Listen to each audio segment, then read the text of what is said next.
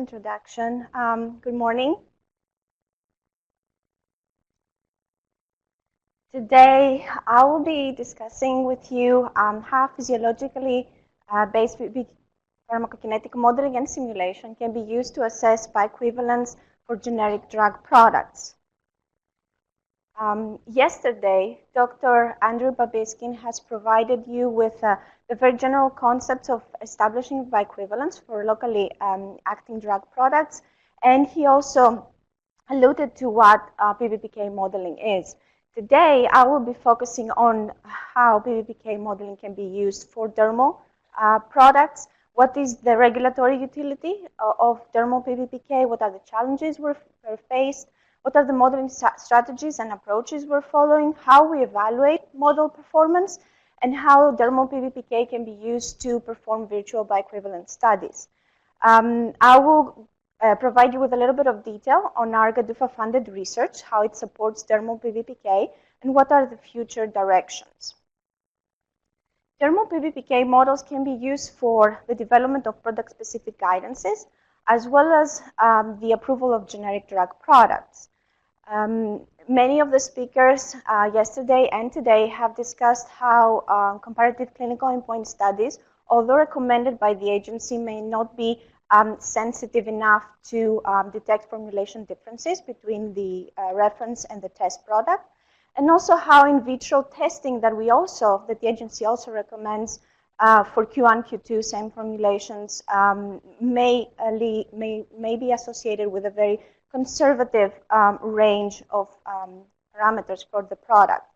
Dermal PBPK can be used to support alternative approaches for demonstrating bioequivalence and also defining a safe space for those critical quality attributes for dermal products. It can also be used to extrapolate BE assessments, bioequivalence assessments, from healthy to diseased populations. However, it is associated with a number of challenges, and I will go over some of them with you here. First of all, it is very important to be able to verify dermal products using local concentrations, skin concentrations. However, these are either not feasible or ethical to obtain, and even when we actually get them, they might not be correlated with systemic drug concentrations. We do want to develop quantitative modeling and simulation tools that will incorporate product attributes, active pharmaceutical ingredient properties, as well as skin state, disease, or healthy. However, there are knowledge gaps across all three of these three components. And since those dermal PBPK models are meant to be used for conducting virtual bioequivalence studies, we would like to see inter and inter-subject variability captured in those models. However, the data is lacking there too.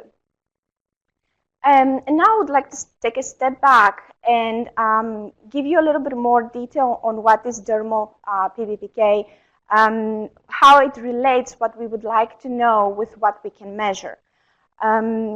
In general, you can see this is a schematic of how a PBPK model looks like. Essentially, differential equations are used to describe mass transfer from in and out the different organs of our body. And every organ is represented here by a compartment, but when the model is built, physiological information such as blood flow or the organ volume is information that is taken into consideration. The advantage of PBPK is that we can add information on the in vitro performance of the formulation, as well as the systemic exposure to the API. And what we can get is what are the local concentrations of the drug. This is the skin, and as you can see, it's a very complex organ. There have been a number of efforts to try to describe skin bioavailability. QSAR models taking into consideration hydrophobicity, molecular weight, and hydrogen bonding. Other, a little bit more complex mathematical models describing diffusion, and the PBPK models, mechanistic PBPK models that I just discussed. And to give you a little bit more in-depth detail on what is PBPK modeling and how it can be, how it is applied, how we can use it, I will go through two examples. The first one comes from one of our grantees, SimSip. They are developing a platform that includes a dermal module. You can see on the schematic the structure of their model, the skin. Multiple compartments, the different layers of the skin are described by multiple compartments and processes that are taking place. The stratum corneum at the top, bioepidermis, dermis, subcutis, and the deep compartment, which can be the muscle. Some of those are assumed to be vascularized, some of them are not. And skin appendages such as hair follicle are also included into the model. In this work, which was presented at the Gordon Conference, Research Conference, the authors used the model to predict systemic exposure to nicotine on day 1, as you can see on the top left panel, and on day 7, following the application of the nicotine patch. What you see in the panels is the continuous lines are the model predictions, the symbols are observations. So there is an overlay and a relatively good agreement between the two. The modelers also went ahead and coupled that pharmacokinetic component of the model with a pharmacodynamic. So they used the model to also predict the impact of nicotine on blood pressure. A rather different approach is computational fluid dynamics. Here it is used, this is an internal project that is led by Dr. Ross Walenga, and he will be discussing more this method later today.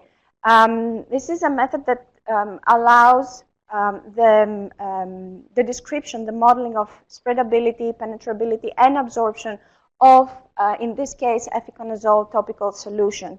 The model prediction when it comes to spreadability alone is demonstrated in this video.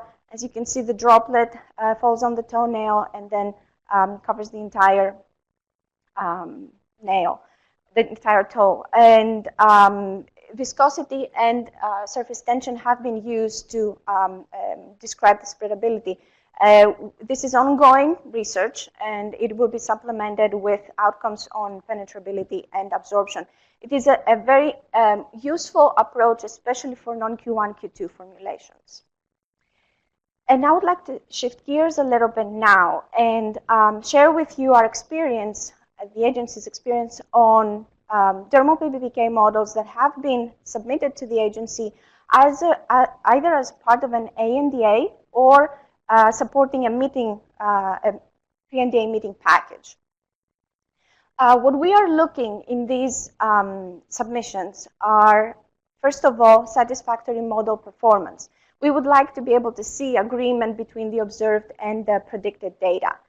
It is very important for us also to have proper documentation of all the processes, including model building as well as qualification.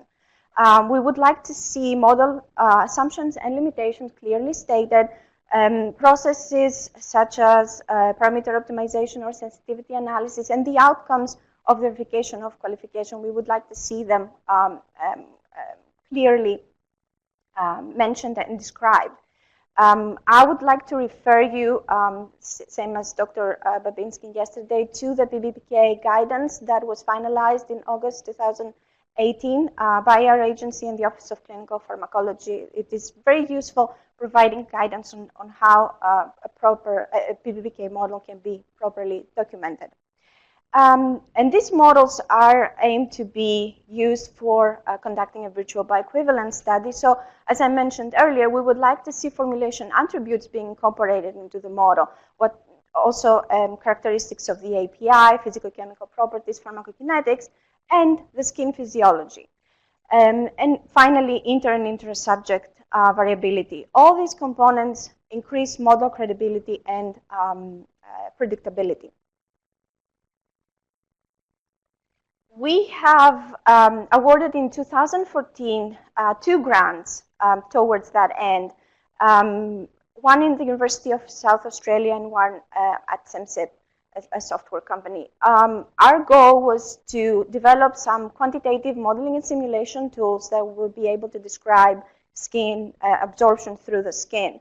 In 2018, we have put out 2 more funding announcements that are a lot more focused. We are looking for models in which we can characterize skin physiology and disease states, and also being able to incorporate formulation attributes so that we will have dermal PBPK models that allows us to differentiate between an RLD and a test drug product. The pillars of our GDUFA-funded research are what you see in the slide here. Our research is focused on increasing our knowledge on local drug concentrations, and we are using in vitro and in vivo methods to do that, characterizing formulations, including a variety of physicochemical properties and pharmacokinetic components into our model that relate to the API, and including systemic drug exposure at the individual drug concentration versus time level.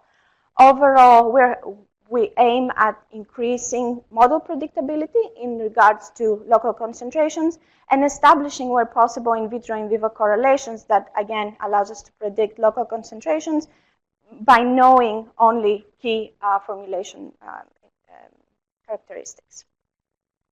We do believe at the agency that dermal PBPK modeling is a powerful approach. It can be used to explore relationships between concentrations in the skin and in the systemic circulation. It can allow us to predict in vivo performance of dermatological products by knowing just their critical quality attributes and conducting risk assessments, how differences in those critical quality attributes can impact in vivo performance, as well as BE assessments. Moving forward, we would like to engage all stakeholders towards improving, developing and improving quantitative modeling tools that can describe formulation attributes as well as skin physiology and disease states. To that end, we feel it's very important that we need to leverage data that is available on local concentrations and develop and qualify dermal models using that amount of data. And I would like to end my presentation by acknowledging the contribution of a number of colleagues across the FDA, our office, and the Office of Clinical Pharmacology, as well as our grantees, the University of South Australia and SEMSIP. I would like to thank you for your attention.